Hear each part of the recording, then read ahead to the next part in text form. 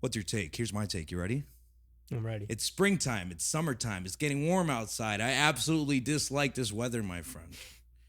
I don't like this weather, right? You know what comes back in when it's warm outside? Mosquitoes. Facts. No one likes a mosquito. What is the purpose of mosquito? To spread diseases. To spread diseases. I don't like the warm weather. We got 93 degrees coming on Monday. It's going to be sweating bullets time. You ever just walk outside and you're like, damn. Yes. Yeah. Yes. It's that humidity. Yeah, no, it got to be between for me, it got to be between a cool, high 50s to a low 70s. That's perfect. That's right? money right there. Got the breeze blowing through your hair. Life is great. Smell of grass. I love the smell of grass, bro. That's probably one of the most Hispanic thing about me is I love the smell of fresh cut grass. Yeah. I love the smell of fresh cut grass. Yeah, no, there's some levels to the cut grass though, because I got bad allergies. So for wet cut grass, can't do that. But just dry, fresh cut grass, I can do that. Do you cut your grass at home? Nah, I have an HOA that does that. Okay, all right. I'm blessed for that. I've always respected people who cut their grass, who get into the game. I think that's part of maturing. Yeah. Also being a father or whatever. Yeah. Nothing like going outside and just pushing that lawnmower and getting it done. With a cold beer or something like that, man. Nah, I feel that. When I was a young boy, my mom used to make one of my chores be cut the grass. So yeah, and I came up with this. I mean, it's probably a common strategy, but I would just go up, down, with some people just go and keep going forward, but not me. I like the lines. There's something satisfying about the fresh lines in the cut grass. It's like you're a barber. It's like an art. Giving the grass a fresh fade. You know what I mean? Yes. That's what it's all about. And also, remember last time you were here, we were talking, I had mentioned you, I was like, I feel like a big tub of lard. You remember that? Yes. You remember that? I was like, I'm going to lose weight. I didn't lose that weight, bro. I'm going to be honest with you. Hey, but you don't look bad, though. Okay, I appreciate it. I got up to 244. I injured my ankle, as you asked me earlier. And then I was just sitting on a couch, just doing nothing. But now I'm actually back in the gym, and I've cut about 10 pounds, and I feel great. I'm just trying to get ready for Mexico, bro. Just trying to get my body right, trying to feel right. And it's been good, man. Life's been treating me well. So I didn't make that promise. I didn't fulfill that promise to get down to 200. But what is your goal in Mexico? What is your purpose of the trip? There's actually a wedding I'm attending. Okay. Yeah, there's a wedding I'm attending. No, Mikey, Steve's. Oh, okay. His older brother's getting married. And so they were like, Kev, you got to come to this vacation. Because they tend to go out the country at least once a year, So they're like, you got to come. You got to make it a point. Cancun. Oh, okay. Cancun, buddy. On a resort type of thing? Yeah, man. That sounds fun. Yeah, I'm excited. It's towards the end of July, beginning of August. They're getting married August 1st, so we're getting there a little bit before. It's going to be extremely hot. It's going to be a great time. I can't wait, bro. I got to get a waterproof case for my camera, and we're going to shoot some content. We're going to have a great time in Mexico. You going to go scuba diving and stuff? Now, we might take an excursion. Whether or not it's scuba diving, I don't think that's the excursion I'd want to do. No, I'm more of let's go find a cave and go go hiking. Jump in it or something like that. But let's go take quads to go to that cave. You know what I'm saying? That'd be fire. That's what I'm trying to do. Yeah, that's some video game style yes, stuff. Exactly. Like some Far Cry stuff there. Yes. You know what I'm saying? Far Cry 3 is what came to my head. Yes, exactly. Yeah, that's fire. But yeah, man, so we're here, and it is episode 166 of the Middleman Podcast. It is officially your Hall of Fame episode, because as we said before, if you've been on this platform 3 times, you're a Hall of Famer. So please welcome back to the show, my guy, Exposed Toxicc, man. How you doing? I'm good, bro. 3 times in a row. Let's run it. It's good to see you, man. Yeah, man. It doesn't go anymore, for real. Let's exactly. Just keep it going. Consistency, that's what we both hold to each other. I always think when people come back, they're like, yo, I'm glad you kept going. I'm glad was there ever an inclination that Kevin was going to stop? Nah. Nah, there wasn't, but you never know. Some people it gets too much. Life gets too busy. Mm-hmm. It's a mental thing. It is definitely a mental thing, because there are times where I'm just so frustrated with having to do everything in the manner that I do it. Mm-hmm. But I don't know, I'm trying to ease up a little bit. However, I did snap on someone the other day. It was unwarranted, and I'm sorry. Okay, you know who you are. I'm sorry. All right. So hopefully we can make amends there. But yeah, no, life has been busy, man. Just staying consistent with the podcast, vlogging. You yourself, you've taken a little bit of a step back from music, cleaning out the closet, if you would. Yep. You've been here for episode, I got the dates right here, episode 105, turning emotions into lyrics. That was posted on June 17th, 2024. Then episode 136, Misery Loves Company. That was your newest album that you just dropped at that point, and that was May 13th, 2025. So here we are. It is May 17th. It's May 17th. Wow. Yeah, you're pretty good at that. Being on the money with 1 year every time. Have to, bro. You can't be Hall of Fame without it, So here we are again for round 3, episode 166, man. What's going on in your life? How have you been? As I said, you were just cleaning out your closet for music, and I'm intrigued to hear what the next move for Toxicc is. Next move for Toxicc is, I wouldn't say rebranding, but kind of branching out to different styles of music, seeing what feels inspiring. Normal songwriting has kind of got bland for me. Okay. And rap has been bland for me. So I'm trying to find a way that I can mimic those styles into something that hasn't been done yet. Okay. Elaborate. Yeah. Can you elaborate a little bit more? Like, what do you... More like experimental stuff. Like, I don't know if you ever heard of an artist called Clams Casino, or he's Undergrounds, or I don't want to say like Maid of Honor Drake style, but like something that's more like upbeat and not so sad all the time. Okay, I can respect that because for longevity of your career, there were a lot of like sad core songs, but there were some of the ones that would pick you up, like Make Myself Proud, which is still on my playlist. Still love that song. It's still upbeat, and it's like when you were writing, it was definitely always coming from like the heart, bro, and like you're tapping into a real sad part of your life, So you're trying to. You said writing music is bland now. Yes, it feels bland. Honestly, I have more fun filming the content and like filming the content for other artists because it's like allowing my artistry to bleed into theirs. And naturally, a lot of artists they're not consistent, or their content just isn't there. Like their music might be there, but the content sometimes isn't. It's mid, or it's just not that great. And I like bringing their music and their content to life to help them get the exposure that they need. Who have you been working with back home to do that? Sha Rez. I got some plans with oh 07 Syph. He actually did a recent name change, so I apologize. He goes by Seifuldin now, which is actually his given name. Okay, that's a unique name. Say that again. Seifuldin. Seifuldin. Yeah, he's from Egypt. What does that mean? I feel like it has a meaning behind it. It does. I don't remember. He did share it with me one time, but I do not remember, so I apologize. So you're shooting content for other artists, such as like taking care of like their music videos or stuff like that, or what? More so else? Just like their short form content. Okay. Yeah. And are you helping with like writing or anything like that? Nah, not writing per se. Just more so directing their content. And coming up with cool like ideas.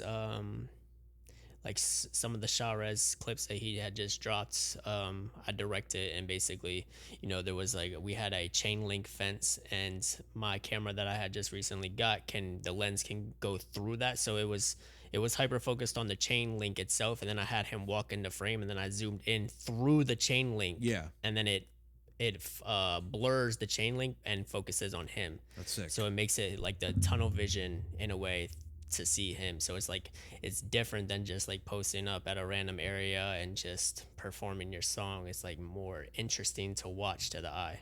So it's like, is it more fulfilling for you in this point at this point? Yes, it feels more fulfilling. I still have a lot of goals with music, and I still have like albums and ideas, and like my music isn't done. It's just I have to find something more than just that for me, because I've been doing it for 8 years. So like just dropping music, like I've made hundreds, maybe even over 1,000 songs at this point. So it's just kind of like, it has become like autopilot in a way. Like when I go to film content for somebody, it feels intentional. Like it feels fulfilling because it's intentional. But when I go in my studio to record, it just feels like I'm on autopilot. Gotcha. So like I'm able to just pump something out like it's nothing. But with the content, whether it's mine or it's another artist that I'm directing, I have to actually like write it down, write notes down, like think about like spots, think about like how certain things might come off, how they might look, what song matches this style, what Hmm. outfit are they wearing that matches this style. Gotcha. All of it is like its own little puzzle that I have to put together. It feels more intentional. It's a lot more fulfilling when it all comes together in the final edit. So it's like making the music at some point is starting to get a little bit monotonous, but Yes. you're trying to revamp yourself as well, Yeah. kind of step away a little bit from the sadcore stuff that you got out there right now and get more into a different underground sound, Yeah. and that sound is just more vibrant, it's unique, it's different. It's something that you're challenging yourself to do. You love challenges, right? We talked about this last time. Yep. So it's kind of like a challenge to rebrand yourself. Now let me ask you, what triggered that notion for you to want to change things up a little bit? Because I mean, you go on your social media, I remember seeing a very in-depth post of everything that you were doing, and you go on there now and it's kind of all like archived, put away. So your reels are still up there, but as far as the posts go and everything like that, that's all kind of vanished. Yeah. More so I've had that idea for a while now, actually. And I have fought myself on it so many times throughout the years of just like completely starting it over. Um, but I just never been able to pull the trigger on it. But Mm-hmm. I would say in the last few months, I've been dealing with mental health the most I ever have in my life. And it's really teaching me to discover new things about how my brain works, or what it is that needs to be fixed within me, or why I think the way that I think. And so I just thought a big part of that was, let me not just focus on resetting Zach. Let me also focus on resetting Toxic. Okay, yeah, and May is men's mental health awareness month. So Yes. what a month to be talking about it. So like you know, listening to your music, there's always been a challenge of mental health. There is one song that is your most recently released, which is called Real. Okay, Real, and that song Mhm. right there, that's real deep, dog. That's Yeah. real deep. Like 10 years old, you're talking about becoming a man in the house.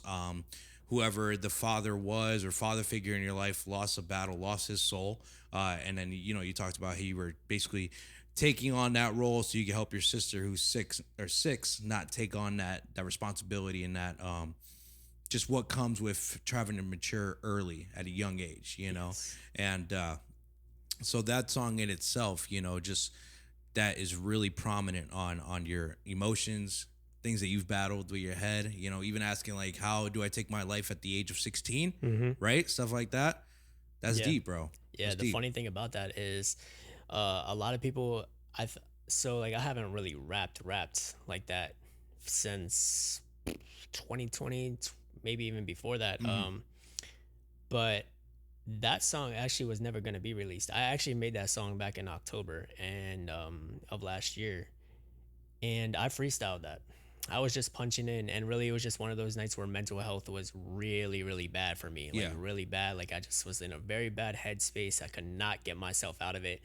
And I thought the only way that I could really regulate and process how I was feeling is just to shut my brain off and just say exactly what I was feeling. And so I found that's actually an X beat on YouTube. Hmm. And I had, like I said, I had no plans of releasing it. So I actually had to like go through the producer on YouTube and be like, hey, bro, I want to purchase this because this song actually came out really good. And I want to Hmm. release this because I think that this song actually could help some people.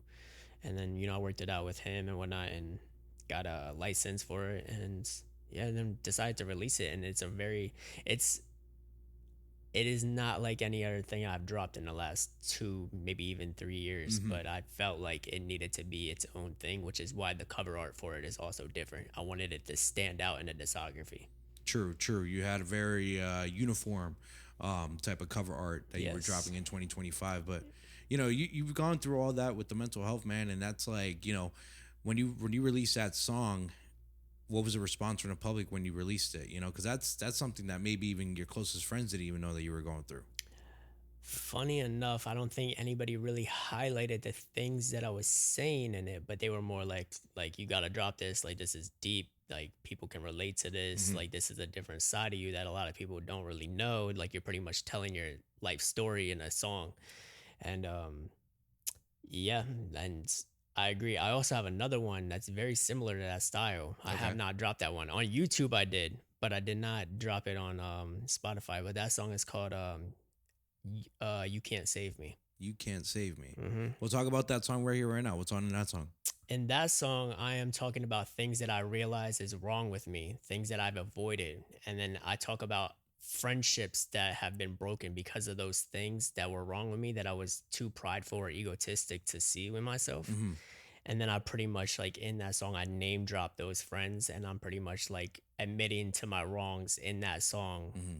And in hopes, like it's basically one of my friends. I even say like I don't know if you'll ever hear this, but like if you do, like I love you and I'm sorry for like being this way and ruining this that, and then that goes and dips into the dark thoughts that some males can have that Mm-hmm. is very frowned upon in society. So yeah. What what's wrong with you? What do you mean? Like, how, you're over here. You're I know that's such a No, weird that's a question. loaded That's like question. That's such a loaded yeah. question. What's wrong with you, buddy? That's a What's loaded wrong? question. It I is. feel like I'm a very avoidant person. Okay. When it comes to things that I would say as I'm getting older, I'm learning to take more accountability. But I would say that I hurt a lot of people, and I am becoming more, but I'm not very considerate of how my actions or my pride or choices could affect somebody else. It's very, very selfish in a way. Um, I would say that I overthink a lot of things in every way possible. So by the time that a decision is made, I've already thought about every which way that it could go, whether it's Yeah. the most negative or the most positive or in between. I've already thought about every single outcome. And most of those are just inconsiderate of how somebody else might take it. How are you working through that? Therapy, for the first time in my life, I'm actually like going to therapy on a consistent basis. I write a lot and learning how to regulate my nervous system. Okay. Yeah. And I'm coming to realize that all these things are things that I thought I had figured out coming into my adult life, but it's really for the first time my childhood trauma surfacing. Mm-hmm. Yeah. And just from Real, that song, my childhood trauma, it runs deep. Like everybody has their traumas, but that's just scratching the surface on the trauma. Yeah. So it's like, it's finally facing those things that I was avoiding for so many, 28 years. How do you make amends with something like that? Especially if it's something that's like far gone, way in the past, can't take it back. How do you make amends with that by yourself personally? That's something I'm still trying to learn. I like that you worded it like that because honestly, that's sometimes what I have to tell myself is that like it is what it is, and Mm-hmm. like there's no going back and changing it. Like things are what they are, and it's just about learning the lessons and just moving forward and hopefully not repeating the same mistakes because if you repeat it, then the lesson isn't learned. Yeah. Yeah, but I'm it's one of those. sorry. I'm sorry, bro. I'm sorry. It's just one of those hard things that's like it's hard to accept, and I feel like as a man it's even more to accept, like Mhm. harder to accept because society builds up like a man is supposed to be this masculine providing like being, and it's like so many people usually in life like I don't know if for yourself like you have a lot of people that probably depend on you, but Mhm. then who do you feel like you could depend on when you're broken, you know what I'm saying? That's and a as and that's as a a hard man, question to answer. yes, and as a man, I feel like that is where mental health starts because then you start to break down like, am I deserving of this? Am I not deserving of this? What is wrong with me? What's not wrong with me? Mhm. Like, why do people not see me the way that I see them? Or why do I see myself the same way that people see me? You know what I'm Mm. saying? Mhm. And for me, myself, I overthink all those. So I think every negative thing, I think every positive thing. So it's just really a mental battle. What made you get into therapy? Me personally, I've never done therapy. I'm certain just as much as anyone else that there's underlying trauma within my life, that I refuse to face. And I just there's a reason we are the way we are, right? Mhm. So to take that first step into getting into therapy, what make you want to do that? I think it was just wanting to grow into the man that I want to become, Mm-hmm. and realizing that if I don't figure out these things that have been bothering me, that I just been, piling things on top of, Yeah. like, because every day we can go through trauma. Mm-hmm. New trauma can be built. Like trauma is something that's always going to return to us. It's always like, even if it's past, our body remembers it. Mm-hmm. Our body will keep the score of it. So it's really about how do we handle trauma going forward, and that was more so why I wanted to go to therapy because I wanted to understand how did I handle the traumas in my past and where did I go wrong that led me to react to things or feel the way I Hmm. feel about things going on in my life today. And how can I take that and those tools that I learned in therapy and not allow trauma to affect me going forward? In therapy, what was the most eye-opening experience or eye-opening talk that you've had with them? Regulating emotions and bringing yourself back down to the ground, like being more present. A lot of times I feel like people are on autopilot. And Okay. that's why I used that reference when it came to music, because I came to realize that that is what it is. And autopilot is kind of like this routine that you're so used to. And, when you wake up in the morning, they say that you should do something intentional right away. Okay. And most of the Such time, as. okay, so for instance, you could say the night before you write down a list of goals, Hmm. and you could say, okay, when I wake up in the morning, I'm going to go to the gym. I want to go to the gym because I want to feel good for the rest of the day, or like I want to wear this new athletic suit that I got, or whatever it may be. That's with intention. Okay. Yeah. Yeah. But naturally, people that tend to work out every single day, they do that as autopilot Yeah. Yep. because it's a part of their routine. Such as like for me, my autopilot is I wake up, go to the bathroom, brush my teeth, take my dog out, feed my dog. All that is without intention because Hmm. I do it every single day. So I don't have to think about it. But if I took one small little detail and was like, let me do that same exact pattern, but this time instead of taking my dog out, let me take my dog for a mile walk. Gotcha. That's an intention, Hmm. and that right there can set you up. That small little thing, it sounds crazy, but that small little thing can literally set you up for a positive day because your brain is already regulated. Therefore, any negative thoughts that come in, it's easier for your brain to process because you did something with intention. So to regulate emotion, elaborate more on that because I'm kind of like I'm trying to understand how to, like, let's say you're frustrated, right? Mm. Or you're frustrated or you're upset or you have to regulate that emotion. Do you have to regulate good emotions too? Is that a thing? Do you have to regulate a peak happiness moment? No, I think you can live. I mean, I guess you could. I haven't had that problem though, but I guess you could. I guess if a peak happiness moment makes you feel anxious or Mm, makes you feel very much anxiety because maybe a peak happy moment isn't your normal, so it makes you feel like something bad is creeping around the corner, so maybe you yeah. have to regulate that or process that. And some people's brain, I'm sure, works like that.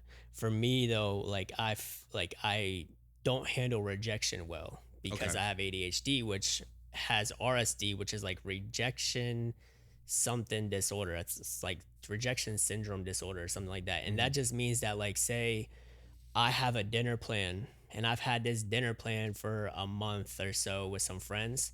And then the day of, they were like, hey, like, I got to cancel this, and that.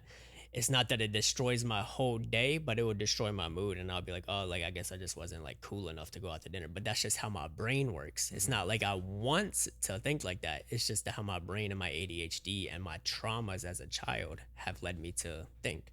That's interesting, man. Yeah. And how old are you again, if you don't mind me asking? 28. 28. Okay, Mhm. so you're 28. You're figuring this stuff out. They say 27 to what 34 is like prime time, right? Yeah. That's like when you're really figuring yourself out. We think we're figuring ourselves out from like 21 Yeah. to 30 or whatever. And now, as I told you off camera, I'm in the limbo myself. I'm like, I want to move out. I want to go do something else, something different. And I think it's just to go find out like what this whole life is all about for me personally. I really want to just be able to find out who I am. I want to put my theory to the test. Can I do it again? Can I do everything again in a different city? Mhm. And I think I can. 100%. So it's just like I need to do it because otherwise I'm not practicing what I'm preaching. Mhm. But I preach all the time. Would you keep the middleman? Of course, yeah. Yeah. No, the middleman wouldn't go anywhere. Yeah. The middleman wouldn't go anywhere. The middleman would just be on the go. Michael, you're making me nervous. Are we good? All right, cool. Sorry, Michael's up and active right now. Yeah, no, the middleman would still, the identity of the middleman will still definitely be me. At the end of the day, what you see on a camera is who you see all the time, and that's the reality. In fact, I went to a Yankee game and I was just being myself. But to some people, it's like, oh, this guy's acting like a fool. But no, bro, I'm just there having a great time, and I'm fully submerged in the moment, and I'm just having it. It just happens to be a camera there too. So for me, the middleman on the go was something that we talked about, a friend and I I like that. recently over the weekend. I just talked to him. Middleman on the go, be able to do it out in the streets. And why can't I do a street interview? You know, like prime example, while in Pittsburgh, I managed to just stumble across an art walk. Okay, there was a bunch of graffiti everywhere, and I'm like, cool. I just happened to walk here, and now let's go check it out. And I was like recording. I'm recording. I'm like, I'm checking all this art. I'm like, Raymer. Who's this guy Raymer? Like, I got to check it out. Long story short, put the video together, put it out, tagged him. And he's like, dude, this is absolutely amazing. I'm so happy you did this. He's like, here's a map of all my murals in the city. Like, and I have a podcast and I'm trying to like, hey, if you're ever in the city of Scranton, like I'd love to have you on. But at the end of the day, if I go back to Pittsburgh, my idea would be, let's go to your locations and let's interview and talk about them. And you can tell me what you were thinking while doing this, why you even prompted to make this style of art and stuff like that, So that's probably more than likely what happened. I love the vlogs. Vlogs are fun. Mm-hmm. You're out and about, you're having a good time. Now the Middleman, the podcast in itself, it's all still very doable, in a different city. I would just have to find another Michael because I need a cameraman, but my editors, they all work remotely, so we can still do it. Without a doubt.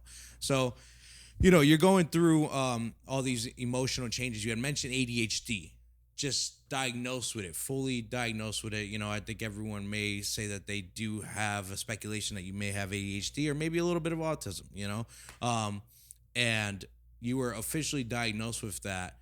Did that change? Did that help you understand yourself a little bit better? So I actually was diagnosed with ADHD when I was 6. Okay.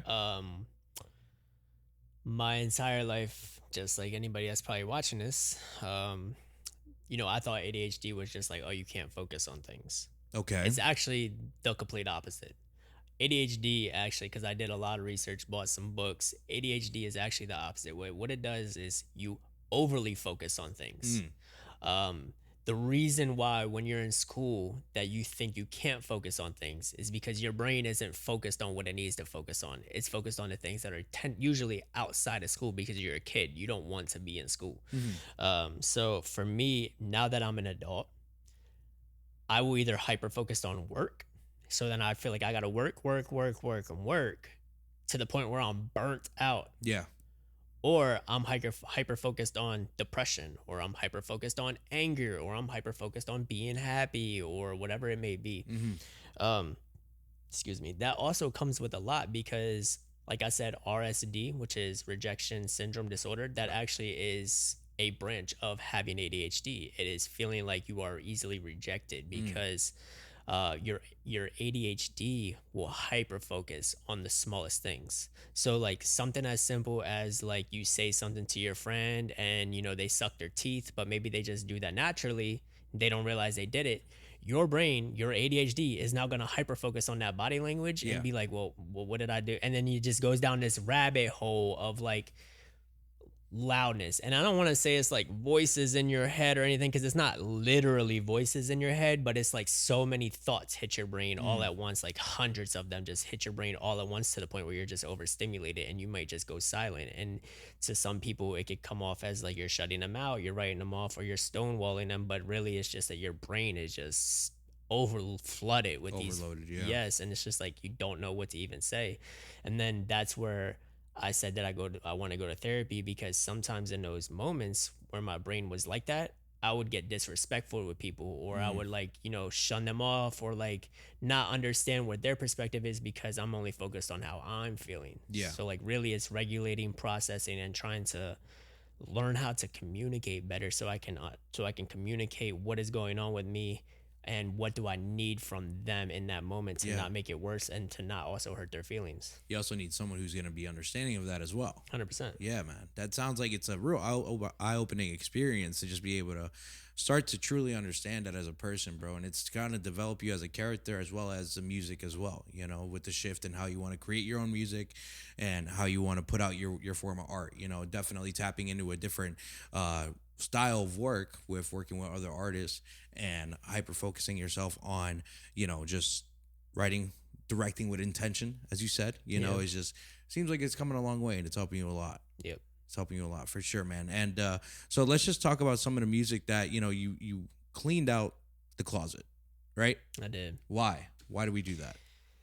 I just felt like if I was starting over, I needed to start over. I needed to be true to myself.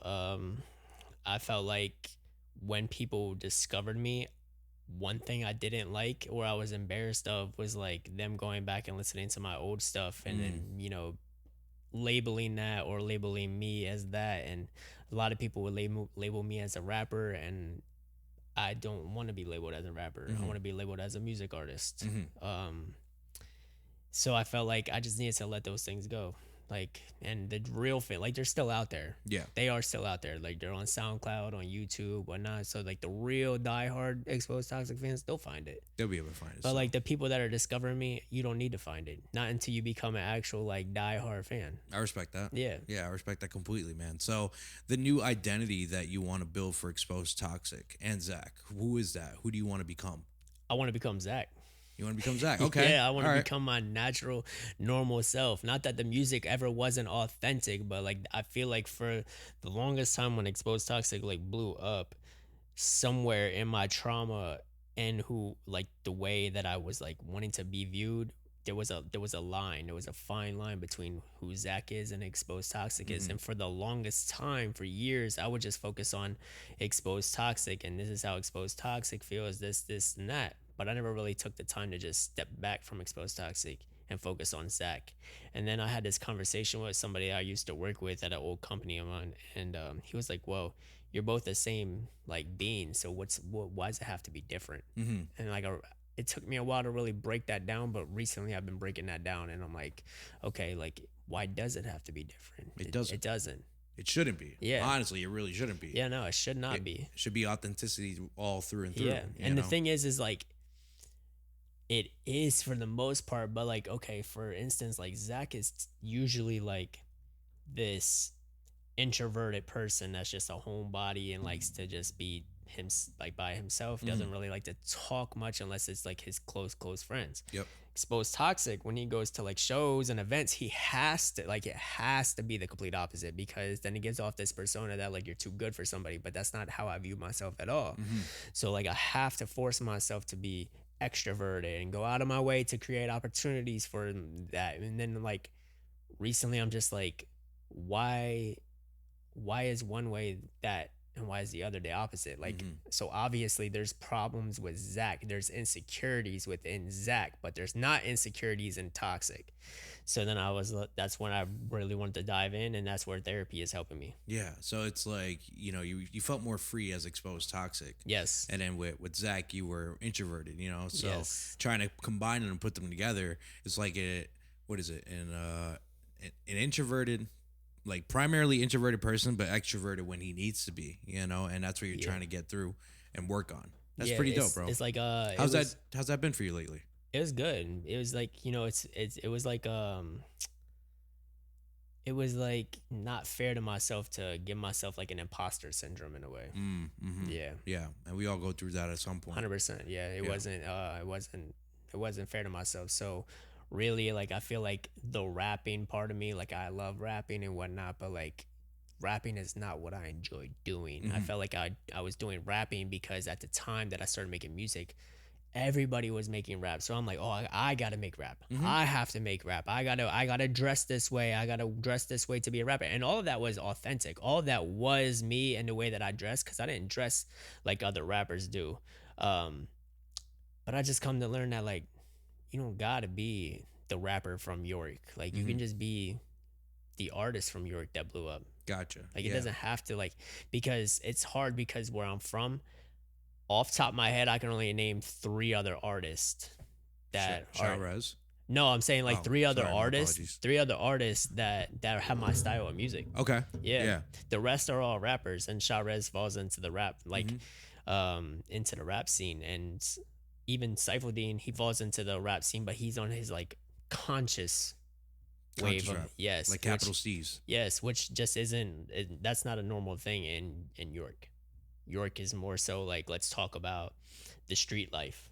Like they all sound like, no shade to anybody in York, because y'all are very talented, but they just all sound like Lil Durk. I gotcha. Yeah. And it's just kind of played out to me. So have you been doing any shows in New York or anything as of recent? I haven't done a single show since 2023. And you're not writing as much as you used to now. Nah, I So still okay. Hold on, still am making music. yeah. I just in this last 2 weeks, I've made at least eight to nine songs. Okay, so what's the resurgence looking like for you? Resurgence as in what? As just as an artist, like what are you planning on rolling out? Is there what's the year plan? You know, I don't want to say rebranding, but you're Yeah, revamping Exposed Toxic. I guess it's like it's really just a mental battle right now because I don't really know what I'm waiting for. Okay. Yeah, it's really just a mental thing for me. I think it's more so that I told myself when I come back, I have to be back. Okay. Like I have to be back. Like I made a promise to myself that like when I come back, it's full gas. There's not gonna be a single day that goes by that it's not gonna be something from Toxic. So I think it's really just trying to get myself mentally prepared for that because like in 2022 and 2023 that's all I was doing and it Yeah. drained me. So this time I'm trying to figure out how will it not drain me and how can I keep the consistency going Hmm. and the momentum. Big momentum. Yeah. Are there any requirements that you like mentally have in your head that may let you know that I'm ready to come back? Yes and no, they're small things. So like I'm working on my fashion stuff and like how I dress. I want to Hmm. dress more like authentic to myself. Not that I haven't always, but I just want to fully dive into that deeper. How about that And shirt right there? Is yep, that a one-on-one that you have there for you? it is. I like And it. honestly, this was a long sleeve I picked up at a thrift and I turned it into a short sleeve, cropped it, cut the sleeves off. Looks niche, bro. Looks real nice. Well Yeah, done. thank you. Want to get the style like more authentic, more like how I dressed when I was a child. Cause Okay. like when I was a child, I didn't care about what was on me. Like I was like, let's put some clothes on, let's go outside and play. Fair. Yep. You know what I mean? And I feel like middle school is when that starts to change for most people. People want to be popular and whatnot. Mm-hmm. Um, Content. I need my con. I want every piece of content that is relating to my music anyway. Um, to feel like a mini music video. Okay. Yeah. Yeah. Yeah, Yeah. I want it to be like eye catchy, and I don't want to just post up at a spot and just press record and lip sync. Like I want it to have a purpose. I want it to have props. I want it to have visual cues that grab the eye, keep the attention, and then on top of that, I want to create more personal content. Kind of Mm-hmm. how you go on vlog. I used to do that myself, and I want to like be like, get ready with me while I go do this, or Yeah. like just sit down and make a coffee and just talk to the camera. And those are things that I haven't really built myself to be confident with yet. But you will. Yeah. You will for sure. I mean, you're confident of speaking on a platform, bro. So like you're good at what you do. You know, when you were putting out content on a religious basis, like every single day, you were doing that challenge in March where you were dropping a new video every single day. When you come over to Scranton, you're always shooting some form of content. You were just outside again, shooting more and more content, bro. So it's like, I've always been me personally. I've always I like the aesthetic of everything that you were putting out as far as your reels go. I always felt like they were well put together and a mini music video, as you were saying, like for real. And I mean that, so to see you try to, just reconstruct that and revamp it, I want to see what it comes out and how different it comes out, so kudos to you, man. You're doing it. You're killing the game, man. Well, you're just like rebuilding yourself. And this for you right now is like a very just unique time to be alive. And then Yeah. when you start rolling yourself back out there, man, I'm excited to see what you're gonna come up with, man, because it's changing. It's changing a lot. I appreciate that. I'm very excited for it too. It definitely is going to be before the end of the year. My goal is by the end of summer to just be fully rolled out and to put like from that point forward until stardom and after like just full gas. Yeah. Yeah. So what do you see yourself creating music now? So what do you see yourself like writing about more often? Because you have a lot of sad core in the vault, which we're gonna get into. Because there's a lot of really deep tracks that I was listening to. And yeah, so what is this new style and what you're gonna be writing about, talking about? So I would say for the most part, there is still like the sad storytelling lyrics, but Uh-huh. it's more on like upbeat. So like Make Myself Proud, like that song is a sad song, but it's more in an upbeat style. So it's like your brain doesn't really register that, like, we're talking about deep things Mm-hmm. until you really soak yourself into the lyrics. So I wouldn't say that like my lyrics per se have changed, because it's still that. It's more so the tone of the rhythm and the beat and the melodies Mm-hmm. that will be heard, and like the sounds that will be heard with those lyrics, that make it feel like it's more upbeat. I got you. I got you. Yeah. So definitely just adding a different twist to it, because music in itself is therapeutic, you know. So Yeah. when people are listening to it, listening to the instrumental, you know, the instrumental, the sound activates an emotion. Then you start adding the lyrics to it, and it's now you're putting two emotions, mixing them together with a hype beat with some hard lyrics. You know, it still slaps. You know, it's just a matter of how you're gonna interpret it and how the listener is gonna listen to it, man. So let's talk about some of your tracks here that I went through this morning. And one of the ones that was most prominent to me is 2008. 2008. That's it's a year. It's a year. It's and you were 10 at that time, Yep. right? Yep. So 2008, 10-year-old, and you were the man of the house at that. You Yep. know, so these songs, you know, you're putting them out, and they're all very heavy. Hmm. They're all very heavy. So let's talk about 2008 first. Talk to me about that song, where you were portraying in that song, and how that made you feel after. Because I feel like all of these songs that you were putting out are very therapeutic sessions for you. And you talk about like vulnerability, dude. Like that is almost as vulnerable as you can get, and you're putting it out Yeah. there for people to hear and to understand your story. So in 2008, it actually started with a guitar riff that I was working on for probably about 3 to 4 months. And then one night I was recording, and it finally sat. Like it finally got to I finally hit a chord where I was like, okay, I like this. Like this can just get on repeat. And Mhm. then I toyed around with it, and I finally got it all set. And then when it got set, the first thing was like, I still remember, and I was like, okay, let me go back to a year of mine that was really devastating to me, and it was 2008. Mm. And in 2008 I was 10. That was around the time that my parents got a divorce. My dad, he had split, and went to school one day, came home, and my dad was gone. No announcement, no nothing. Didn't see him for 9, 10 years. And then from that point, it was just me, my mom, and my sister. My sister was 6 at the time. We're 4 years apart. So my sister, being 6 at the time, didn't really understand everything. And my mom at the time, I was 8, so my mom was only 28. Mm. My mom was my age, trying to figure out how to deal with her Wow. emotions, how to raise 2 kids by herself. And my mom did great, but my mom also dealt with her emotions with like going out to the club, like hooking up with men, like Yeah. not really knowing how to cope, based on her traumas and stuff. And so it really was this 8-year-old toxic Zach that was trying to keep everything afloat.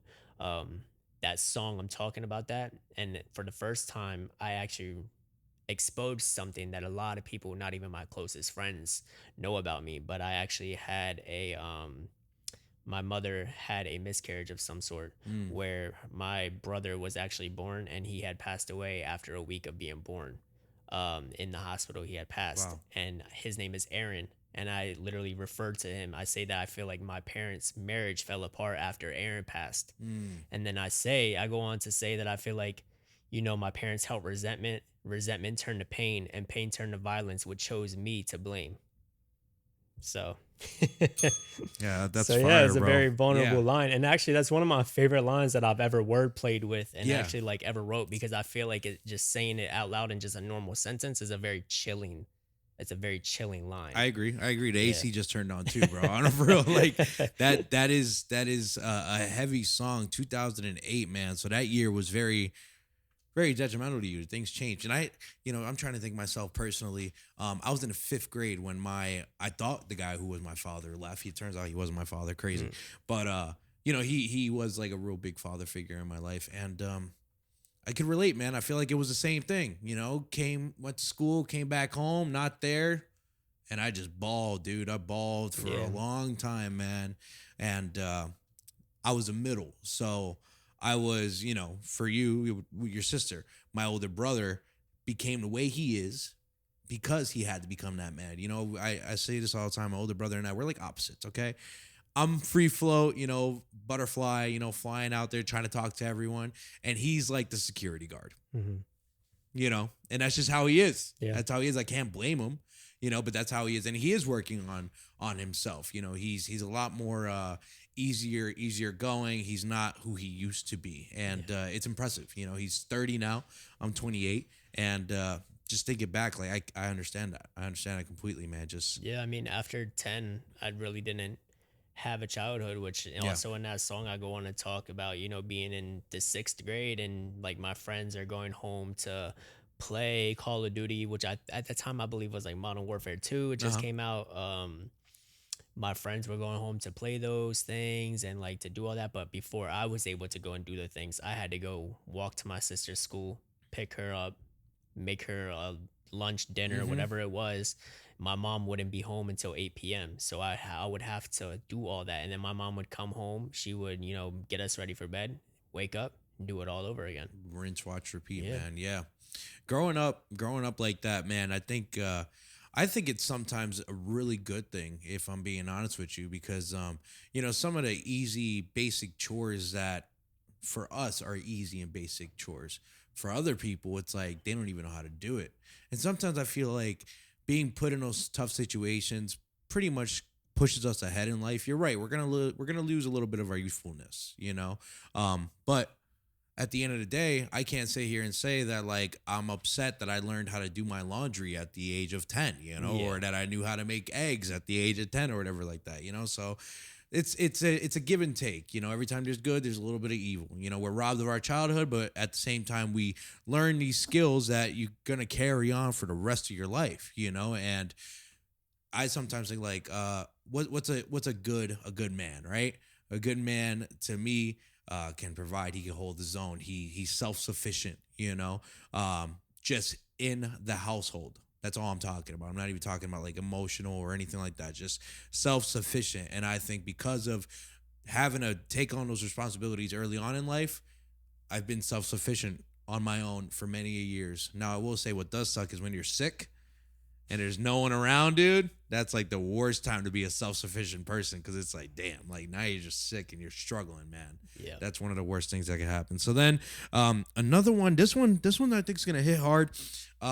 It's called Deserve This. Mhm. Okay, Deserve This. And at the end of Deserve This, you refer to a message that was written to you by someone who I'm assuming, I think I know who it is. And man, oh man, Deserve This. That one right there. Yeah. Let's talk about it. I don't want to dive too much into it because it's a trauma I'm still working through. Understood. But, me and her just didn't work out. Sometimes life just goes that way. Mm-hmm. But I still have very much unconditional love and always will. And yeah, I just hope that she can find her happiness. And yeah. Okay, I respect that. Yeah, we'll just leave it at that, man, because that message at the end there, man, those are hard. Those are hard 100%. when you're in a relationship and you have those key high moments, those great times. I remember I was in a relationship and it felt great, and I had a couple of notes here and there, and I was like, damn, like I would look back at them and I'd be like, yeah, but you said this to me, you wrote this to me, you took the time out of your day to write this to me, but did you even mean it at all? Yeah. And that just rolls us into our next one, which is you never cared. You never cared. Same thing, sort of, kinda. You Never Cared is actually written about a friend of mine that betrayed me, but I manipulated the words to make it sound like I was talking about a relationship. Mm-hmm. Respect. That song is actually very popular. I didn't think that song was gonna be as popular, but no, that one's actually directed towards a friend that I no longer have. Just life, man. Just You guys had a life. falling out. Yeah, it was just on some random stuff. Like we had a disagreement, and usually our disagreements in the past we have been able to Come back from. come back from Mhm. and communicate through. But this time he was just like, I don't care to be your friend anymore. So it's just one of those things. But like to me, once I love something or I love you genuinely, Mhm. that's forever. So like for both of those people, if they ever called me for anything, I'd be there instantly. Well, you're saying, going through therapy and going through this change of life, you're like finding who really means the most to you, who's in your inner circle. You want to give those people a shout out who've been with you through thick and thin. Yeah, we can do that.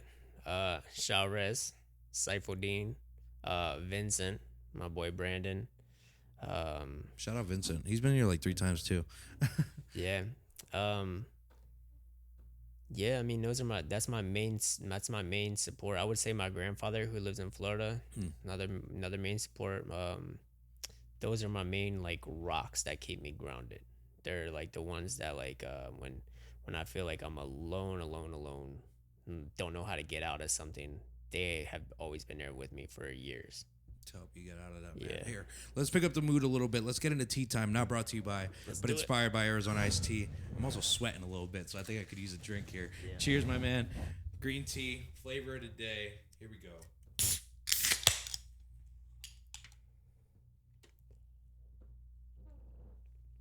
Welcome to Tea Time. Not brought to you by, but inspired by Arizona iced tea. Toxicc, you've been here multiple times. You know what this is all about, man. We have a question in that pot. We're gonna pick it out and we're gonna read it out loud. I think there's only 2 in here right now. We need to restock. We're running low on questions here. Oh, actually, there's only 1. So, hey. And I actually know which one this is. You want to know? All right, ready? Yeah, let's see I've it. been saying, like, I wanted to pull this for so long because it's, like, it's so stupid.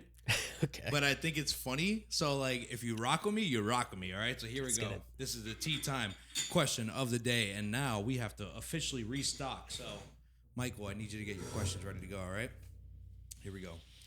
The tea time question of the day is, so this is a new thing that I wanted to incorporate, all right? It's always been like a question, all right? But I'm like, what if we were to like maybe do a little bit of like an act it out or something like that, you know? Okay. So it says act it out. You're a baseball umpire and you need to call an out. That is a tea time action of the day. I don't know if it's not a tea time question, it's a tea time action of the day. So pretend you're an umpire and you need to call an out. Okay. How do you want me to go about this? All right. He swung, he missed. 3rd strike, and he is out. All right. Oh, okay. Michael, what do you got? Let's hear it. Who's falling asleep over there? Wake up, kid. We went to his first baseball game recently. Don't they yell, right? Yeah, it depends. There's alterations. I feel like umpires really practice this in a mirror. You know, like strike or strike. You know, something like that. Yeah. Or like oh. You know, it's like Yeah, like oh, like straight up. Oh. All right. I respect that. Act it out, man. I was just acting out the announcers that be at like boxing events or like, you know, the people that say their names. Yeah, like Bruce Buffer and stuff. Yes, I literally last night I was watching a Ronda Rousey fight on Netflix. Yeah. And I was just mimicking him, and I forget what the one guy's name is, but I was really locked into the acting out. It's like weighing in at 185 pounds. Like weighing in at 195 pounds. Yeah, and then the way they stay like Ronda. You know what I'm saying? Like it's just very like comical. Yo, that's funny as hell. I'm just man. like, I wonder how often they actually talk like that in their normal life. Because like, how do you disconnect? Yeah, no, I'd be like, if you're going to this grocery store and be like, go get the eggs. Exactly, Yeah, I get you. I hear what you're saying. Yeah, like I don't want to like, you know, I feel like I call them like tism attacks because I feel like everybody has that. I feel like everybody has you're not those, wrong, dog. right? Like everybody got those. I was at work the other day. Ready? Hear me out. Absolutely bonkers. No reason at all, man. I just said, laying out messy. Just like that, right? And my coworker, he's over there just like washing the coils, doing his job. I just set up my camera and I'm like, all right, bro, you ready? I'm like, laying out messy, lines up the shot. Laying out messy, runs up to the ball. He stutters. He makes a move, gets a defender out the way, kicks the ball. Goal! Lionel Messi. It's so stupid, bro. I don't know why I do stuff like that. But no, literally, that's exactly how they sound. I was going to say you sound just like them. Thank you, bro. I appreciate it. And in Spanish, like, I can't even do it in Spanish, bro. They just be like, Lionel. That's all you'll hear. Just Lionel. Michael, let's hear your impression, bro. I feel like you have one. Michael's actually a big soccer guy. They just keep saying para Messi over. Para Messi. Like go Messi, basically. Like para Messi, go. And then that's how it goes. Very nice. Well, that was the tea time action of the day. Cheers to tea time, not brought to you by, but inspired by Arizona iced tea.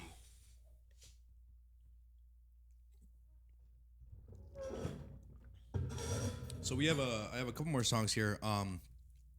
Your most recent one, I'll save that for last here. But I'm sorry. There's another one. I'm sorry. In that song, who are you apologizing to? I was apologizing to this girl that I felt like I really just hurt, Mm. and I was just explaining that like I'm not good for the girl, and just really explaining my side of the story and how trauma affects me. And yeah, honestly, that song I just made on a really bad day where I was just crying really sad and just venting again. It wasn't really anything coming out of that song, but yeah. That's a good point. How hard is it to make these tracks and keep it together? Oh, keep it together is okay. It could be tricky sometimes. It could be tricky. I think like I enter this flow state Hmm. where it's hard for me to become emotional through them because like I'm more focused on what I'm saying. Because when I record, I don't really take breaks in between when I'm recording because then I lose my train of thought of where I Yeah, want the line to go. So I just like if I don't like the line that was recorded, delete, boom, let's go. Like all within like a split second, I just keep punching in. Like most of the time my eyes are closed. The only time that I open my eyes is to see what's on the computer. mm, okay. Yeah, man. And how about when you're listening back to it at the end of the day? Like, how has there ever been a song that puts you back in that state of mind and you're like, damn, why did I do that to myself? Yes. Yes, there's plenty. When I record a song though and I'm listening back, most of the time I'm just like laughing because I'm like, damn, this is me. Like, I like fully process and I'm like, damn, I really could be just a signed artist at this point if I really just fully locked in. I was like, cause this is fire. Like this is all fire. And I'm like, you know, I sometimes like if they're upbeat songs, I'll go and like have my headphones blaring, can't hear anything around me. I'll go dance with my dog and Hmm. do stuff like that. Like, Laughing at your own pain, yeah, pretty pretty much, much. essentially. Yeah. Well, man, that's good for you. And then one here, this is the most recent one released this year, 2026, One Step at a Time, Hmm. right? One Step at a Time. And I think that is kind of like basically sending a message as to what you're trying to achieve with revamping yourself. Yeah, pretty much. Yeah, just basically saying that like I'm revamping myself and apologizing for like the pain that was caused and like wondering like hey, if you come back or I come back or whatever it may be, would we be able to be civil still? Yeah, Like, pretty much that's that's the gist important. of it. Yeah. Yeah, that song was also freestyled on a late night. Most of these songs, actually all of them that you named except for Deserve This, that one was actually written. But the rest of them that you named were all just on the spot freestyle, just feeling. Hmm. So for the rest of the year, you got tracks that you're putting together. Some might not even see the light of day, but you're completely revamping yourself, putting Zach and Exposed together, and that's exciting for you. Real exciting. Working through all this trauma, working through therapy. I give you a lot of guts and courage and respect for being here and talking about things like that because that's kind of hard to do. Not a lot of people want to open up about that, about them things themselves. So what do you want to say to the people who may be battling with stuff like that? I would say keep going. Don't let your brain fool you into thinking that you have a terrible life. Hmm. Your life you can turn into anything that you want. Not one bad day means that your life is terrible. So wake up, find something intentional, and go achieve it. What helps me is I make a list the night before. I actually got away from this, but I want to get back into it if I'm being honest with you. But make a list the night before of 3 things that you want to accomplish in the day to come, and then wake up and achieve them. Hmm. Start with the one that's the easiest and build your way up to the one that you find the hardest for that day. And challenge yourself. Don't be afraid to challenge yourself because when you challenge yourself, that is where you're going to become more because you're going to surprise yourself on what you can actually accomplish when you challenge yourself. I respect that, man. You really come a long way.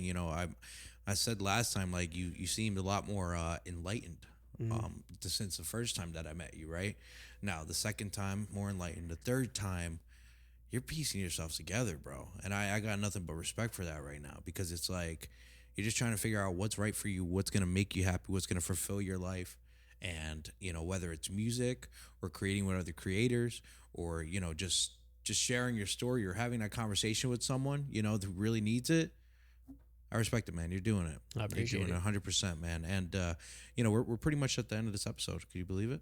Yeah, it went way quick. That's how it happens, bro. That's how it happens. But you are officially a Middleman Podcast Hall of Famer. Let's go. We have this is the third Middleman Podcast Hall of Famer. We got DJ Q, we got Mario Oliveri, and now we have Exposed Toxicc, man. So congratulations. Let's do You it. have longevity, you have consistency. I'm excited to see where you're going to be coming out with in the future, man, because just seeing the evolution of as an artist, not a rapper, as an artist is important, man. And I see that you still got the love for the music, you got the love for everything around you, even while going through some pretty horrific and sad times, So much respect to you, Toxicc. And if you want to say anything to the people before we get off the air, that's your camera right there.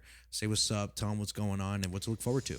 I'm gonna say let's shoot for end of July, August. Expect me to be back on social media. Heck yeah. Full force. Definitely an album is coming by the end of the year.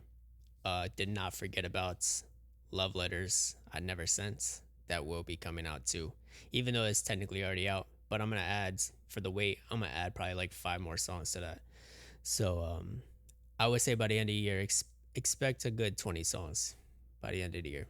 I love it, man. I love it. Well, hopefully I'll see you past episode 200. Yeah. And then that'll be the 4th time on the show, man. So keep at it. Hopefully I see you on Atmosphere. Yeah. Hopefully I see you out in different shows. Hopefully I see you back on social media just being active. But all in all, I'm glad that you're in good health. I'm glad that your headspace is getting cleared up, man. And you're out here just expressing yourself and carrying yourself as you should, man. So I appreciate it. With that being said, I am the man in the middle, Kevin Martinez, signing out. Peace.